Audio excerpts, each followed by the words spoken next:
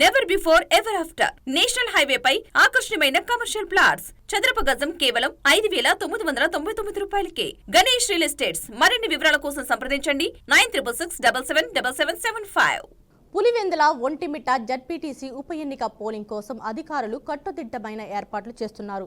పులివెందుల ఎన్నిక ప్రతిష్టాత్మకంగా జరుగుతుండటంతో పోలింగ్ కేంద్రాలన్నింటినీ సమస్యాత్మకమైనవిగా గుర్తించారు. వెబ్ కాస్టింగ్తో పాటు ఆర్డెల్ ఫోర్స్తో పటిష్ట బందోబస్తు ఏర్పాటు చేశారు. కడప జిల్లాలోని పులివెందుల ఒంటిమిట్ట జడ్పీటీసీ స్థానాలకు ఈ నెల 12న పోలింగ్ జరగనుంది. పులివెందుల జడ్పీటీసీ స్థానానికి 11 మంది బరిలో ఉండగా 15 పోలింగ్ కేంద్రాల్లో 10,600 మంది ఓటు హక్కు వినియోగించుకుంటున్నారని, ఒంటిమిట్ట జడ్పీటీసీ స్థానానికి కూడా 11 మంది పోటీ చేస్తున్నారు. 30 పోలింగ్ కేంద్రాల్లో 24,000 మంది ఓటు వేయనున్నారు.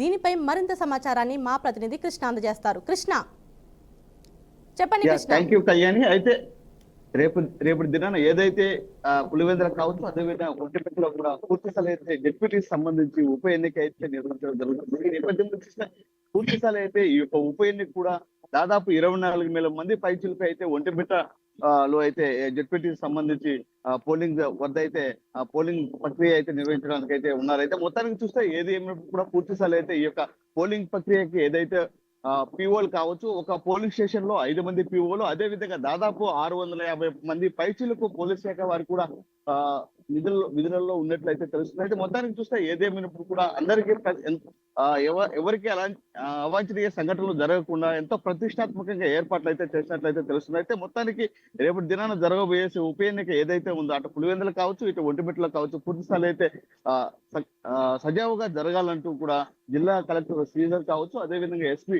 అశోక్ కుమార్ కూడా పూర్తి స్థాయి అయితే చర్యలు కూడా చేపట్టాలని అనుకోవచ్చు. అయితే మొత్తానికి చూస్తే ఎన్నికల రిటర్నింగ్ అధికారి ఓబ్రహ్మ కూడా పూర్తి స్థాయి అయితే ఆదేశాలు కూడా జారీ చేయడం జరిగింది. అయితే మొత్తానికి చూడాలి రేపటి దినాన జరగబోయే ఉప ఎన్నిక ఏదైతే ఉందో అటు టీడీపీనా ఇటు వైసీపీనా అని కూడా ప్రజలు కూడా ఎంతో ఉత్కంఠంగా కూడా ఎదురు చూసిన పరిస్థితి అయితే చూస్తున్నాం. మొత్తానికి రాష్ట్ర రాజకీయంలో ఒకవైపు ఉంటే కడప రాజకీయం ఒకవైపు ఉంటుంది. అయితే మొత్తానికి చూస్తే ఏదేమైనప్పుడు కూడా పూర్తి స్థాయి అయితే ఈ యొక్క ఒంటిమిట్ట పులివెందుల కూడా పూర్తి స్థాయి అయితే ఉప ఎన్నికకి సంబంధించి కూడా ఏదైతే ఈ యొక్క ఎన్నిక నిర్వహిస్తున్నారో వారు కూడా పూర్తి స్థాయి అయితే పోలీస్ శాఖ వారు కావచ్చు, అదే విధంగా పిఓలు కూడా పూర్తి స్థాయి అయితే అందరికి ఎవరికి ఇబ్బందులు జరగకుండా అయితే ఏర్పాటు చేయడం జరిగింది. అయితే మొత్తానికి చూడాలి ఏదేమైనప్పుడు కూడా రేపటి దినాన జరగబోయే ఉప ఎన్నిక ఏదైతే ఉందో పూర్తి స్థాయి అయితే ఈ యొక్క ఉప ఎన్నిక కూడా ఎవరికి అవాంఛనీయ సంఘటనలు జరగకుండా, అదే విధంగా వచ్చిన వారికి కూడా పోలింగ్ ప్రక్రియను కూడా పూర్తి స్థాయిలో వినియోగించుకునే విధంగా అయితే అధికారులు కూడా ఆదేశాలు జారీ చేయడం జరిగింది. మొత్తానికి చూస్తే రేపటి దినాన ఏదైతే ఈ యొక్క పులివెందుల ఒంటిమిట్టలో జరగబోయే ఉప ఎన్నిక ఏదైతే ఉందో పోటీగా ఉన్నట్లయితే తెలుస్తుంది. అయితే ఒంటిమిట్టకి సంబంధించి జెడ్పీటీసీగా అయితే టీడీపీకి సంబంధించి కృష్ణారెడ్డి ఉన్నారు, అదే విధంగా వైసీపీకి సంబంధించి అయితే సుబ్బారెడ్డి కూడా ఉన్నారు. అయితే ఈ పూర్తిస్థాయి అయితే పులివెందుల సంబంధించి ఏదైతే అటు బీటెక్ రవి సత్యమణి లతారెడ్డి గారు ఉన్నారు, అదే విధంగా టీడీపీకి సంబంధించి కూడా పూర్తి స్థాయి అయితే హేమంత్ రెడ్డి కూడా ఉన్నట్లయితే తెలుస్తుంది. మొత్తానికి చూడాలి ఏదేమైనప్పుడు కూడా రేపటి దినాన జరగబోయే ఉప ఎన్నిక ఏదైతే జెడ్పీటీకి సంబంధించి ఉప ఎన్నిక ఉందో పూర్తి స్థాయి అయితే ఎంతో ప్రతిష్టాత్మకంగా కావచ్చు, అదే విధంగా పోలీస్ శాఖ వారు కావచ్చు బందోబస్తు కూడా నిర్వహించడం అయితే జరిగిందని అనుకోవచ్చు. అయితే రేపటి దినాన జరగబోయే ఉప ఎన్నిక రాష్ట్ర వ్యాప్తంగా ఒక సంచలనంగా ఉన్నట్లయితే తెలుస్తుంది అనుకోవచ్చు. అయితే కూటమి ప్రభుత్వం అధికారంలోకి వచ్చిన తర్వాత ఉప ఎన్నిక ఏదైతే జెడ్పీటీకి సంబంధించి ఏదైతే ఇప్పుడు ప్రస్తుతం అయితే కడప జిల్లాలో నిర్వహించడం జరుగుతుంది. అయితే ఎవరైతే పులివెందులలో ఇటీవల కాలంలో గత 2 సంవత్సరాల కిందటైతే యాక్సిడెంట్ ఐఏఎస్ అయితే ఎవరైతే జెడ్పీటీసీ చనిపోయారో అతని ప్లేస్ లో జెడ్పీటీసీ నియమించాలనే ఉద్దేశంతో అయితే ఈ రోజు రేపటి దినానైతే జెడ్పీటీసీ ఎలక్షన్ అయితే నిర్వహించడం జరుగుతుంది. అయితే ఈ యొక్క జెడ్పీటీసీ ఎలక్షన్ లో పూర్తి స్థాయి అయితే బందోబస్తు కావచ్చు, అదే విధంగా ప్రజలకు కూడా ఎలాంటి ఇబ్బందులు జరగకుండా అయితే చర్యలు కూడా చేపట్టారని అనుకోవచ్చు. అయితే ముఖ్యంగా చూస్తే ఏదైతే ఓటు బ్యాంక్ సంబంధించి కూడా అయితే ఓటర్లు కూడా దాదాపు టీడీపీ వైసీపీ సంబంధించి కూడా 2,000 3,000 కూడా పైసలకు పంచే ప్రక్రియ కూడా జరుగుతుందని కూడా పలు రకాల ఆరోపణలు వినిపిస్తున్నాయి. అయితే మొత్తానికి చూస్తే పులివెందుల నియోజకవర్గంకి వస్తే దాదాపు 10,000 నుంచి 20,000 రూపాయల వరకు కూడా ఓటర్లకు ఇచ్చే పరిస్థితి అయితే కనిపిస్తుందని కదా పలు రకాల ఆరోపణలు అయితే వినిపిస్తున్నాయి. అయితే మొత్తానికి చూడాలి రేపటి దినాన జరగబోయే ఉప ఎన్నికలలో ఇటు టీడీపీ నెగ్గుతుందా ఇటు వైసీపీ నెగ్గుతుందా అని కూడా పూర్తిసారి అయితే వేచి ఉండాల్సిందే Kalyani. Thank you Krishna. Tollywood hero Daggubati Rana ED విచారణ ముగిసింది. ఆయనను దాదాపు 4 గంటల పాటు ఈడీ అధికారులు విచారించారు. ఈ సందర్భంగా తన బ్యాంకు ఖాతాలకు సంబంధించిన లావాదేవీలను ఈడీ అధికారులకు రానా అందించారు. అయితే గతంలోనే హాజరు కావాల్సి ఉండగా తన ముందస్తు బిజీ షెడ్యూల్ కారణంగా రాలేకపోయారు. ఈడీని కాస్త సమయం కోరడంతో ఆగస్టు 11వ తేదీన ఈడీ కార్యాలయంలో హాజరు కావాలని ఆదేశించింది. ఇక దీంతో సోమవారం విచారణకు హాజరై ఈడీ అధికారులకు వివరణ ఇవ్వడం జరిగింది. అలాగే ఈ బుధవారం అంటే 13వ తేదీన మంచు లక్ష్మి హాజరు కావాల్సి ఉంది. రైట్, ఇదే అంశానికి సంబంధించిన పూర్తి సమాచారాన్ని మా ప్రతినిధి రాజేంద్ర అందిస్తారు. రాజేంద్ర, చెప్పండి. Thank you Padma. ఏదైతే సెలబ్రిటీలు ఈ బెట్టింగ్ యాప్స్ ప్రమోషన్ లో పాల్గొన్న వారందరి పైన కూడా ఈడీ కేసులు నమోదు చేసి వరుసగా విచారణ కొనసాగిస్తున్న నేపథ్యం మనం చూస్తున్నాం. ప్రధానంగా మాత్రం సోమవారం అంటే ఈ రోజున దగ్గుపాటి రానా ఈడీ అధికారుల ముందు హాజరై తన వాగ్మూలాన్ని ఇవ్వడం జరిగింది. గత 2-3 రోజుల క్రితమే ఆయన ఈడీ నోటీసుల మేరకు హాజరు కావాల్సి ఉంది. వల్ల ఈ రోజు హాజరయ్యి తన వాంగ్మూలాన్ని ఇచ్చారు. 4 గంటలకు పైగా ఈడీ అధికారులు దగ్గుపాటి రానాను విచారించారు. బెట్టింగ్ యాప్ ప్రమోషన్స్ విషయంలో రానాను విచారించడంతో పాటు ఆయనకు సంబంధించిన బ్యాంక్ అకౌంట్స్, గత 5 సంవత్సరాలకు సంబంధించిన బ్యాంక్ అకౌంట్స్ ని కూడా అధికారులు పరిశీలించినట్టుగా కూడా తెలుస్తుంది. ఏదైతే సెలబ్రిటీలు బెట్టింగ్ యాప్స్ విషయంలో కేసు ఎదుర్కొంటున్న వారందరి అకౌంట్స్ ను కూడా ఈడీ అధికారులు పరిశీలించినట్టుగా కూడా మనకు సమాచారం ఉంది. ప్రధానంగా మాత్రం దగ్గుపాటి రానాకు సంబంధించిన విచారణ నేపథ్యంలో ఆయన బ్యాంక్ అకౌంట్ సంబంధించిన 5 సంవత్సరాల ఆర్థిక లావాదేవీల విషయాలపై కూడా ఈడీ అధికారులు ఆరా తీసినట్టుగా తెలుస్తూ ఉంది. ఇప్పటికే ప్రముఖ సినీ నటుడు విజయ్ దేవరకొండ అలాగే ప్రకాష్ రాజ్ కూడా ఈడీ అధికారుల ముందు హాజరై వాంగ్మూలాన్ని ఇవ్వటం జరిగింది. ఈ నెల 11వ తేదీన ప్రముఖ నటి మంచు లక్ష్మి కూడా ఈడీ అధికారుల ముందు హాజరై తన వాంగ్మూలాన్ని ఇవ్వాల్సిన ఇంకా నోటీస్ ఇప్పటికే జారీ అయిన పరిస్థితి. ఏదైనా సెలబ్రిటీలకు సంబంధించిన వ్యవహారంలో ఈడీ అధికారులు ఈ బెట్టింగ్ యాప్స్ ప్రమోషన్స్ విషయంలో మాత్రం వేగం పెంచారని మనం చెప్పవచ్చు. అందులో భాగంగా వరుసగా కూడా ఈ ప్రముఖుల్ని విచారిస్తున్న నేపథ్యం కనిపిస్తుంది. పూర్తి స్థాయిలో బెట్టింగ్ యాప్స్ ప్రమోషన్స్ విషయంలో మాత్రం ఎలాంటి పరిణామాలు చోటు చేసుకుంటాయనే ఒక ఉత్కంఠ కూడా సినీ ఇండస్ట్రీలో నెలకొంది. పద్మ,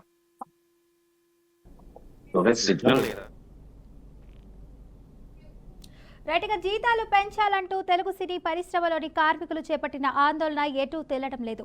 ఈ విషయంలో నిర్మాతలు, కార్మిక సంఘాల మధ్య జరుగుతున్న చర్చలు కొలిక్కి రాలేదు.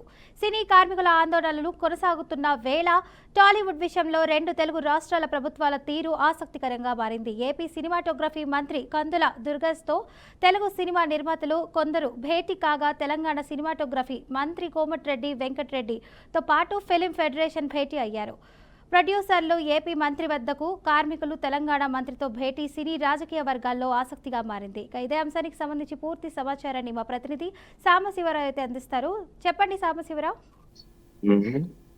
మొత్తంగా చూసుకోవచ్చు, ఏపీ ఫిలిం ఛాంబర్ కు సంబంధించి ఇటు తెలుగు రాష్ట్రాల్లో 2 రాష్ట్రాలు, అటు తెలంగాణ ఇటు ఏపీ 2 రాష్ట్రాల్లో కూడా ఆ సినిమాటోగ్రఫీ శాఖ మంత్రుల్ని కలవడం జరిగింది. మొదటగా ఏపీ చూసుకున్నట్టయితే కందుల దుర్గేష్ ని ఆ సినిమా సంబంధించినటువంటి ఫిలిం ఛాంబర్ కు సంబంధించినటువంటి ప్రొడ్యూసర్స్ అంతా కూడా కలిశారు. ప్రధానంగా ఇప్పుడు అక్కడ ఉన్నటువంటి ఎవరైతే సినీ కార్మికులు ఎవరైతే ఉన్నారో వాళ్ళు వాళ్ళ సమస్యలు తీర్చాలని చెప్పేసి అక్కడ ఉన్నటువంటి వాళ్ళ సమస్యలు తీర్చాలని గత కొద్ది రోజులుగా కూడా వాళ్ళ ఆందోళన చేస్తా ఉన్నారు. దానికి సంబంధించినటువంటి సమస్యలపై కావచ్చు, అదేవిధంగా ప్రస్తుతం ఉన్నటువంటి రాష్ట్రంలో సినిమా ఆటోగ్రఫీపై నెలకొన్నటువంటి వాళ్ళ సందిగ్ధంపై కూడా పూర్తి స్థాయిలో కూడా ఈ రోజు కందుల దుర్గేష్ తో వాళ్ళు చర్చించడం జరిగింది. అయితే ఈ అంశాన్ని ఎందుకంటే సీఎం దృష్టికి, అదేవిధంగా డిప్యూటీ సీఎం దృష్టికి తీసుకెళ్తామని చెప్పేసి కూడా కందుల దుర్గేష్ చెప్పారు. దానికి తోడుగా కార్మికుల సమస్యలు కూడా పరిష్కరించే దిశగా వెళ్ళాలని చెప్పేసి కూడా ఆయన పిలుపునివ్వడం జరిగింది. అయితే అదేవిధంగా ప్రస్తుతం అంటే ఈ రాష్ట్రంలో, ఎందుకంటే ఇప్పటికే తెలంగాణలో చూసుకున్నట్టయితే తెలంగాణలో ఫిలిం ఛాంబర్ మొత్తం కూడా అక్కడే ఉంది. తెలంగాణలో హైదరాబాద్ లో స్టూడియోస్ కానీ అదేవిధంగా షూటింగ్స్ కానీ పూర్తి స్థాయిలో జరుగుతున్నటువంటి అంశం తెలిసిందే. మరి ఈ నేపథ్యంలో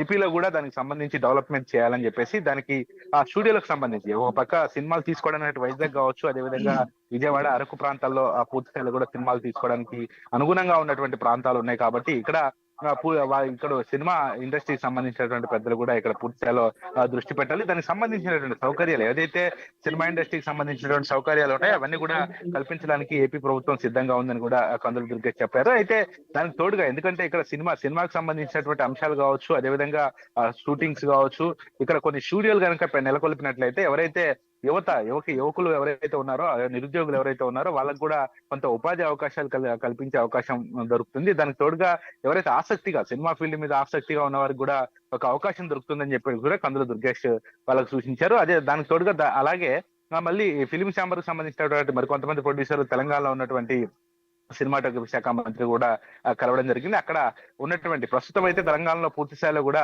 డెవలప్మెంట్ అంతా అక్కడే ఉంది కాబట్టి సినిమాకి సంబంధించినటువంటి అంశాలు ఉన్నాయి కాబట్టి ప్రస్తుతం అక్కడ ఉన్నటువంటి కార్మిక సంఘాలు ఏవైతే ఉన్నాయో కార్మిక సంఘాలు చేస్తున్నటువంటి ప్రస్తుతం ఆందోళనపై పూర్తి స్థాయిలో కూడా వాళ్ళు చర్చించడం జరిగింది. వాళ్ళ సమస్యల పరిష్కారం దిశగా వెళ్ళాలని చెప్పేసి కూడా ప్రభుత్వం సూచించింది. అయితే ఈ నేపథ్యంలోనే ఇప్పుడు ప్రస్తుతం షూటింగ్లకు సంబంధించినటువంటి అంశాలు కావచ్చు, కొత్త సినిమాలు విడుదలైనప్పుడు వాళ్ళు ఇచ్చే ప్రోత్సాహానికి సంబంధించి కూడా ప్రొడ్యూసర్స్ ప్రత్యేకంగా కూడా చర్చించారు. ఇటు రెండు రాష్ట్రాలకు సంబంధించినటువంటి సినిమాటోగ్రఫీ శాఖ మంత్రులతో మాట్లాడి వాళ్ళకు ఉన్నటువంటి సమస్యలు, అదేవిధంగా భవిష్యత్తులో ప్రభుత్వాలు వాళ్ళకి ఇవ్వాల్సినటువంటి సహకారంపై ప్రత్యేకంగా కూడా చర్చలు జరపడం జరిగింది. అయితే మరి ముఖ్యంగా ఏపీపై ఎక్కువగా దృష్టి పెట్టినట్టుగా తెలుస్తా ఉంది. ఎందుకంటే సినిమా ఇండస్ట్రీకి సంబంధించినటువంటి పవన్ కళ్యాణ్ డిప్యూటీ సీఎం గా ఉన్నటువంటి విషయం తెలిసిందే. అతను సినీ ఇండస్ట్రీకి కూడా పెద్ద తోడుగా ఉన్నటువంటి విషయం తెలిసిందే. మరి ఈ నేపథ్యంలోనే ప్రస్తుతం గతంలోనే హరిహర వీరమిల్లకు సంబంధించినటువంటి అంశంలో కొంత ఎటువంటి సందిగ్ధాలు నెలకొన్న విషయం తెలిసిందే. మరి ఈ నేపథ్యంలో కొంత డిస్టర్బెన్స్ ఉన్నటువంటి మాట వాస్తవం. దాన్ని ఫుల్ఫిల్ చేసుకోవడానికి ఇప్పుడు ప్రొడ్యూసర్స్ అంతా కూడా కలవడం జరిగింది. అదేవిధంగా రాష్ట్రంలో ఏపీలో కూడా సినిమాకి సంబంధించినటువంటి షూటింగ్స్ కావచ్చు, స్టూడియోస్ కావచ్చు, దానిపై ఉన్నటువంటి సౌకర్యాలకు సంబంధించి ప్రత్యేకంగా చర్చించడం జరిగింది. ఎందుకంటే మిగతా రాష్ట్రాలతో పోల్చుకుంటే ఏపీలో ప్రత్యేకమైనటువంటి సౌకర్యాలు ఉన్నటువంటి నేపథ్యంలో ప్రస్తుతం ఇక్కడ దృష్టి పెట్టాలని చెప్పేసి కూడా సినిమాటోగ్రఫీ శాఖ మంత్రి కందుల దుర్గేష్ అయితే సూచించారు. Right, thank you Sambasivarao. జీతాల కోత విధిస్తున్నట్లు రాష్ట్ర ప్రభుత్వం జీవో విడుదల చేయడంతో హైడ్రా మార్షల్ సోమవారం విధులు బహిష్కరించారు. దీంతో వర్షాల వేళ నగర వ్యాప్తంగా ఎమర్జెన్సీ సేవలు నిలిచిపోయాయి. ఇస్తున్న జీతంలో 7,000 తక్కువ చేయడంపై మార్షల్స్ ఆందోళనకు దిగారు. వెంటనే అప్రమత్తమైన హైడ్రా కమిషనర్ రంగనాథ్ వారితో సమావేశమై సమస్యలు తెలుసుకున్నారు. సుదీర్ఘ చర్చల అనంతరం రంగనాథ్ మాట్లాడుతూ హైడ్రాలో పనిచేసే ఎవరి జీతాలు తగ్గించం అని స్పష్టమైన ప్రకటన చేశారు. హైడ్రా మార్షల్స్ జీతాలు ఇంకా పెరుగుతున్నాయని గుడ్ న్యూస్ చెప్పారు. ఓవర్ టైం అంశాన్ని పరిశీలిస్తామని ఈ సందర్భంగా రంగనాథ్ హామీ ఇచ్చారు. ఇదే అంశంపై మరింత సమాచారం మా ప్రతినిధి సాల్మాన్ అందిస్తారు. చెప్పండి సాల్మాన్. Thank you. రాష్ట్ర ప్రభుత్వం జీతాలు తగ్గించింది అనేది అయితే హైడ్రా మార్షల్ అయితే ఆందోళనకు దిగారు. దీనికి సంబంధించి యొక్క ఆందోళన చేయడంతో హుటాహుటిన హైడ్రా కమిషనర్ రంగనాథ్ అయితే వారితో చర్చలు జరిపారు. మీకు సంబంధించి 7,000 రూపాయలు తగ్గించినట్లు జీవో అది ఖచ్చితంగా మేము దాని మీద చర్చిస్తాం. సీఎం రేవంత్ రెడ్డి వచ్చిన తర్వాత తనతో మాట్లాడి జీతాలు పెంచేందుకైతే సహాయశక్తుల పని చేస్తామని అయితే రంగనాథ్ అయితే స్పష్టం చేశారు. ఈ యొక్క రంగనాథ్ కమిషనర్ ఏదైతే హామీ ఇచ్చారో వారు అప్పటికప్పుడు విధుల్లోకి చేరేందుకైతే ఆసక్తి చూపారు. ఖచ్చితంగా మనం చూసుకున్నట్లయితే ఈ యొక్క మార్షల్ కనుక ఆందోళన చేస్తే హైదరాబాద్లో 150 డివిజన్లలో కొంత సిబ్బంది లేకుంటే ప్రజావాణిలో కొంత ఇబ్బందులు ఎదుర్కొనే అవకాశం అయితే స్పష్టంగా కనబడుతుంది. ఎందుకంటే హైడ్రా అనేది ఒక ప్రతిష్టాత్మకంగా తీసుకున్న దీనికి సంబంధించి ఒక కమిషనర్ను నియమించారు. ప్రత్యేకంగా ఒక కార్పొరేషన్ లాగా ఏర్పాటు చేశారు. అంటే ఖచ్చితంగా హైడ్రా సేవలు రాష్ట్రంలో 33 జిల్లాలకు విస్తరించే అవకాశం అయితే స్పష్టంగా కనబడుతుంది. ఇది ప్రతిష్టాత్మకంగా తీసుకున్నారు. ఈ యొక్క హైడ్రా సేవలు మనం చూసుకున్నట్లయితే ఎవరైతే ఉన్నారో హైడ్రా మార్షల్స్ వారు సెక్యూరిటీ అంటే గతంలో భారతదేశానికి సేవలు అందించిన ఆ యొక్క సెక్యూరిటీని సపరేట్గా వీరిని అయితే తీసుకున్నారు. ఖచ్చితంగా ఈ యొక్క సెక్యూరిటీ పనులు అయితే ఖచ్చితంగా ఈ యొక్క మార్షల్స్ పనులు లేకుంటే వారు నిర్వహించే విధులు కూడా చాలా ఉపయోగం రాష్ట్రానికి. అదేవిధంగా వీరికి ఒకవేళ ఓవర్ నైట్ కనుక చేస్తే వారికి దానికి సంబంధించి కూడా రెమ్యునరేషన్ ఇచ్చేందుకైతే రాష్ట్ర ప్రభుత్వంతో నేను మాట్లాడి మీకు ఖచ్చితంగా మీకు హామీ ఇస్తున్నానైతే వారికి మార్షల్కి అయితే హైడ్రా కమిషనర్ రంగనాథ్ చెప్పారు. ఈ యొక్క మాటలు విని కొంత మార్షల్స్ అయితే కొంత ఆనందం వ్యక్తం చేశారు. ఖచ్చితంగా అంటే రాష్ట్ర ప్రభుత్వం ఇప్పుడున్న పరిస్థితులలో ఒకవేళ వీరికి జీతాలు పెంచే అవకాశం ఉందా లేదా అని అయితే సీఎం రేవంత్ రెడ్డి తోటి చర్చించినాక ఈ యొక్క విషయం పైన స్పష్టంగా ఒక సమాధానం అయితే వచ్చే అవకాశం అయితే ఖచ్చితంగా ఉంది. ఏది ఏమైనా ఖచ్చితంగా ఈ యొక్క హైడ్రాలో ఉన్న ఈ యొక్క మార్షల్స్ విధులు రాష్ట్రానికి లేకుంటే హైదరాబాద్ ప్రాంతంలో ఖచ్చితంగా చెరువులు కుంటలు లేకుంటే నాలాలు కబ్జాలు చేసిన వాటి మీద వీరి యొక్క ప్రత్యేకంగా ఒక కమిషన్ అయితే ఏర్పాటు చేశారు. దీనికి సంబంధించి కమిషనర్ రంగనాథ్ తోటి వీరు ఆ యొక్క మార్షల్స్ విధులు నిర్వహిస్తున్నారు. అదేవిధంగా గ్రీవెన్సల్ ప్రజావాణి కనుక అక్కడ కూడా వీరి యొక్క విధులు అయితే స్పష్టంగా కనబడుతుంది. ఖచ్చితంగా ఈ యొక్క రాష్ట్ర ప్రభుత్వం కూడా దీనికి సంబంధించి ఏ నిర్ణయం తీసుకుంటారు అనేది మాత్రం కొంత ఆసక్తిగా ఉంది. ఖచ్చితంగా కమిషనరు ఒకవేళ రంగనాథ్ కనుక సీఎం రేవంత్ రెడ్డి తోటి మాట్లాడిన తర్వాత దాని మీద స్పష్టత వచ్చే అవకాశం అయితే స్పష్టంగా కనబడుతుంది.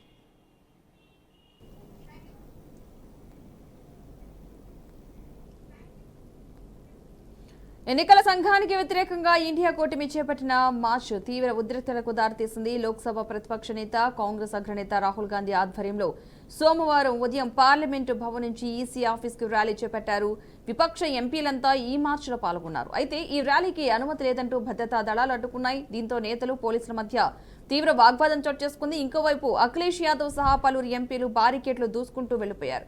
పరిస్థితులు చేదాటిపోవడంతో రాహుల్ గాంధీని పోలీసులు అరెస్ట్ చేసి పోలీసు వాహనంలో ఎక్కించారు. ఇదే అంశానికి సంబంధించిన పూర్తి సమాచారాన్ని మా ప్రతినిధి శ్రీకాంత్ అందిస్తారు. శ్రీకాంత్, చెప్పండి. మనకి 300 మంది నేతలు ఎవరైతే కాంగ్రెస్ సంబంధించిన విపక్ష నేతలు అంతా కలిసి 300 మంది కూడా ర్యాలీలో పాల్గొనడం పరిస్థితి. అయితే ఒక్కసారి ర్యాలీకి అయితే అనుమతి లేదంటూ కూడా ఎవరైతే ఈ ర్యాలీకి అనుమతి లేదంటూ భద్రతా బలగాలు అడ్డుకోవడంతో ఒక్కసారిగా కూడా గందరగోళానికి చేరేసినటువంటి పరిస్థితి ఏర్పడ్డది. అయితే ఈ గందరగోళానికి సంబంధించి ఏదైతే బీహార్ రాష్ట్రంలో ఉన్నటువంటి ఓటర్ల జాబితా సవరణ అనేది కరెక్ట్ కాదు అంటూ కూడా దానికి వ్యతిరేకంగా బారికేడ్లు సైతం వాటిపై ఎక్కి సైతం కూడా తీవ్ర స్థాయిలో మండిపడిన పరిస్థితి. అయితే ఇకపోతే దీనికి సంబంధించి కూడా ఈ ఓటర్ల జాబితా సవరణ సంబంధించి కూడా కాంగ్రెస్ అగ్రనేత జయరాం రమేష్ కూడా ఈసీకి లేఖ రాసినటువంటి పరిస్థితి. అయితే ఆ లేఖలో కూడా అయితే ఏదైతే బీహార్ ఓటర్ల సవరణ జాబితా ఏదైతే ఉందో అది ఖచ్చితంగా చట్టవిరుద్ధంగా అని చెప్పుకోవాలి. చట్టవిరుద్ధంగా చేయడం అనేది కరెక్ట్ కాదు. ఖచ్చితంగా విపక్షాలు కానీ ప్రతిపక్ష నేతలతో కానీ ఏదైతే చర్చలు జరిపి దీనిపై నిర్ణయం తీసుకుంటే బాగుంటుందని కూడా లేఖలో పేర్కొన్న పరిస్థితి. అయితే దీంతో పాటుగా ఏదైతే ఈ లేఖకు సంబంధించి ఏదైతే ఉందో ఈసీ ఎన్నికల కమిషన్ ఏదైతే ఉందో దానికి లేఖకు స్పందించి కూడా 30 మంది ఎంపీలతో మాత్రమే సమావేశం చేసుకోవడానికి చర్చలు చేయడానికి అనుమతించడం తెలుస్తా ఉంది. అయితే దీనికి సంబంధించి కూడా ఇవాళ మధ్యాహ్నమే అవకాశం ఇచ్చినట్టు కూడా తెలుస్తా ఉంది. అయితే ఇది వరకు కూడా చర్చలు విరిగా లేదన్న దానిపైన ఎలాంటి సమాచారం అయితే లేదు. ఒకవేళ ఈ చర్చలు ఏవైతున్నా చర్చలు అయ్యాకే మనకు పూర్తి స్థాయిలో సమాచారం తెలుస్తూ ఉంది. అంటే ఈ చర్చల తర్వాత మనం నెక్స్ట్ స్టెప్ ఎలా ఉండబోతుంది, బీహార్ లో జరిగినటువంటి ఏదైతే ఓటర్ల సవరణ ఏదైతే ఉందో దానికి సంబంధించిన పూర్తి సమాచారం చర్చల ద్వారా తెలుసుకుంటాం అని చెప్పి కూడా తెలుసుకోవచ్చు. Padma, right, thank you Srikanth. ఇక మద్యం కుంభకోణం కేసులో సిట్ దూకుడు ప్రదర్శిస్తుంది. విజయవాడ ఏసీబీ కోర్టులో రెండో ఛార్జ్షీట్ దాఖలు చేసింది సిట్. 200 పేజీలతో రెండో ఛార్జ్షీట్ను రెడీ చేశారు. రెండవ ఛార్జ్షీట్లో ముగ్గురి పాత్రపై కీలక ఆధారాలను పొందిపరిచినట్లు అధికారులు పేర్కొన్నారు. ధనంజయ రెడ్డి, కృష్ణమోహన్ రెడ్డి, బాలాజీ, గోవిందప్పల call data record, Google takeout, ఇతర ల్యాప్టాప్లోని వివరాలను ఛార్జ్షీట్లో జోడించినట్లు అధికారులు వెల్లడించారు. ఇక ఇదే అంశానికి సంబంధించి పూర్తి సమాచారాన్ని మా ప్రతినిధి రాజు అయితే అందిస్తారు. చెప్పండి రాజు. ఫాతిమా, ప్రధానంగా చూసుకోవచ్చు. ఎందుకంటే ఏపీ లిక్కర్ స్కామ్ కేసు అయితే మొత్తం ప్రపంచవ్యాప్తంగా అందరినీ కుదిపేస్తుందని చెప్పుకోవచ్చు. ఎందుకంటే కొన్ని 100 కోట్ల రూపాయల వరకు కూడా చేతులు మారి ఇదంతా కూడా గత ప్రభుత్వంలో ఉన్న కొంతమంది అధికారులు ఇదంతా కూడా దుర్వినియోగానికి పాల్పడ్డారు. మొత్తం పూర్తి స్థాయిలో కూడా వీళ్ళ చేతిలోనే ఈ యొక్క లిక్కర్ మాఫియా మొత్తం కూడా నడిచిందంటూ కూడా చెప్పిన పరిస్థితి కనిపిస్తుంది. అయితే మొదటి ఛార్జ్షీట్ వేసిన తర్వాత కొంతమందిని మాత్రమే, అంటే దాదాపుగా చూసుకునేటప్పటికి ఇప్పటి వరకు 12 మందిని అరెస్ట్ చేయడం జరిగింది. ఈ 12 మందిని కూడా ప్రస్తుతానికి అందరూ కూడా రిమాండ్ లో ఉన్న పరిస్థితి కనిపిస్తుంది. దీంట్లో ఎంపీ మిథున్ రెడ్డితో పాటు మరో కొంతమంది కూడా ఉన్నారు. వీళ్ళకి సంబంధించి ప్రస్తుతానికైతే జ్యుడిషియల్ కి సంబంధించి కస్టడీ కొనసాగుతున్న పరిస్థితి కనిపిస్తుంది. ఇప్పటికే ఏసీబీ అధికారులు అయితే కొన్ని ఆధారాలను కూడా సేకరించిన పరిస్థితి కనిపిస్తుంది. ఎందుకంటే గతంలోంచి అసలు ఏ విధంగా జరిగింది, ఎందుకంటే గత ప్రభుత్వం వైఎస్ఆర్ కాంగ్రెస్ పార్టీ అధికారంలో ఉండేటప్పుడు ఎటువంటి మోసాలకు పాల్పడ్డారు, అదేవిధంగా ఎటువంటి ఆధారాలు సేకరించారన్న దాని మీద కూడా సిబిఐ చాలా పునరాలోచన చేసుకున్న పరిస్థితి కనిపిస్తుంది. తాజాగా ఏదైతే రెండో ఛార్జ్షీట్ దాఖలు చేశారో రెండో ఛార్జ్షీట్ కి సంబంధించినంత వరకు కూడా మొత్తం 200 పేజీల వరకు కూడా మొత్తం పూర్తి స్థాయిలో ఛార్జ్షీట్ దాఖలు చేయడం జరిగింది. దీంట్లో ప్రధానంగా ముగ్గురు పేర్లు మాత్రం తీసుకొచ్చిన పరిస్థితి కనిపిస్తుంది. ఎందుకంటే రెండో ఛార్జ్షీట్ కి సంబంధించినంత వరకు ఎటువంటి ఆసక్తికరమైన అంశాలు బయటకు వస్తాయి, అదేవిధంగా ఎటువంటి గతంలో జరిగిన వాటి మోసాలకు సంబంధించి కానీ లేకపోతే లిక్కర్ స్కామ్ కి సంబంధించి కానీ ఏ విధంగా సిబిఐ ప్రజెంట్ చేయబోతుంది కోర్టు ముందు అంటూ కూడా చాలా మంది కూడా ఎదురు చూస్తున్న నేపథ్యంలోనే రెండో ఛార్జ్షీట్ కి సంబంధించినంత వరకు కూడా పూర్తి స్థాయిలో 200 పేజీలతో ఒక ఛార్జ్షీట్ ని దాఖలు చేయడం జరిగింది. ఈ ఛార్జ్షీట్ లో మొత్తం ముగ్గురిని ప్రధాన నిందితులుగా సిబిఐ అయితే ప్రస్తుతానికైతే పరిగణిస్తున్న పరిస్థితి కనిపిస్తుంది. దాంట్లో ఎవరైతే గతంలో వైఎస్ జగన్మోహన్ రెడ్డికి ప్రధాన కార్యదర్శిగా ఉన్న ధనంజయ రెడ్డిని, అదేవిధంగా ఆయన ఓఎస్డీ ఉన్న కృష్ణమోహన్ రెడ్డిని, అదేవిధంగా భారతీయ సిమెంట్ కి సంబంధించినంత వరకు కూడా ఎవరైతే గోవిందప్ప ఉన్నారో వీళ్ళ ముగ్గురిని కూడా ప్రధానంగా దీనికి సంబంధించినంత వరకు కూడా కీలకంగా వ్యవహరించారు. వీళ్ళ పట్ల కూడా కఠిన చర్యలు తీసుకోవాలంటూ కూడా సిబిఐ ఒక ఆలోచన చేసి మొత్తం ఛార్జ్ షీట్ దాఖలు చేయడం జరిగింది. అయితే ఇప్పటి వరకు చూసుకునేటప్పటికీ ధనంజయ రెడ్డి పలు జిల్లాలకు సంబంధించినంత వరకు కూడా కలెక్టర్ గా పనిచేయడం జరిగింది. దాని తర్వాత వైఎస్ఆర్ కాంగ్రెస్ పార్టీ అధికారంలో వచ్చిన తర్వాత జగన్మోహన్ రెడ్డికి కార్యదర్శిగా వెళ్ళడం జరిగింది. అయితే దీనికి సంబంధించినంత వరకు కూడా ఏపీ లిక్కర్ స్కామ్ లో ఏ విధంగా డబ్బులు దారి మళ్లించారు, అదేవిధంగా ఏ విధంగా దుర్వినియోగం చేశారన్న దాని మీద కూడా సిబిఐ దృష్టి సారించిన పరిస్థితి అయితే కనిపిస్తుంది. దీనికి సంబంధించి కీలక ఆధారాలని ఇప్పటికే సేకరించామంటే కూడా సిబిఐ చెప్పిన పరిస్థితి కనిపిస్తుంది. ఒక విధంగా చూసుకునేటప్పటికీ ఏదైతే మొన్న 11 కోట్ల రూపాయల వరకు ఫామ్ హౌస్ లో సేకరించిన పరిస్థితి కావచ్చు, లేకపోతే మిగతా చోట్ల కూడా ఏ విధంగా జరిగింది అనే దాని మీద కూడా పూర్తి స్థాయిలో ఆలోచించిన పరిస్థితి కనిపిస్తుంది. ఈ నేపథ్యంలో 200 పేజీల వరకు కూడా ఏదైతే ఛార్జ్ షీట్ ఉందో ఈ ఛార్జ్ షీట్ కి సంబంధించినంత వరకు ఇప్పుడు కలకలం రేగుతుంది. మొత్తం సిబిఐ ఏ విధంగా ముందుకు దూకుడు ప్రదర్శించబోతుంది, అదేవిధంగా మిగతా ఎంతమంది ఈ లిక్కర్ స్కామ్ కు సంబంధించినంత వరకు కూడా నిందితులుగా పేర్కొనబడతారు, ఎవరెవరికి శిక్షలు పడతాయి అనే దాని మీద కూడా పూర్తిగా వెయిట్ చూడాల్సిన పరిస్థితి కనిపిస్తుంది. Fatima. Right, thank you Raju.